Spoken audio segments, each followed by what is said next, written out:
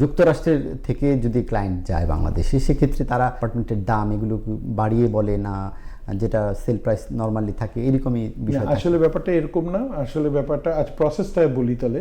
প্রসেসটা হচ্ছে যে আপনি আমাদের সাথে যখন নক করবেন যে আমি একটা ফ্ল্যাট কিনতে চাই, তখন আমরা আপনাকে একটা অ্যাপ্লিকেশন পাঠাই।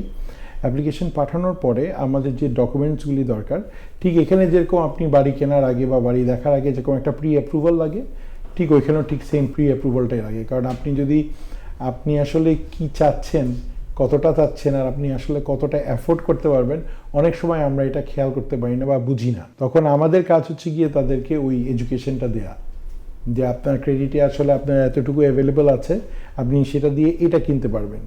আমরা তো সবাই চাই গুলশান 2 নম্বরে একটা ফ্ল্যাট হোক, ঠিক না?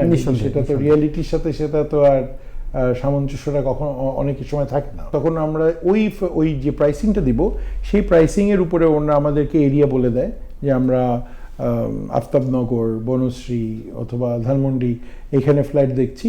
তখন আমাদের সেলস টিম তাদের সাথে কমিউনিকেট করে তাদেরকে 4 থেকে 5টা অপশন দেয়।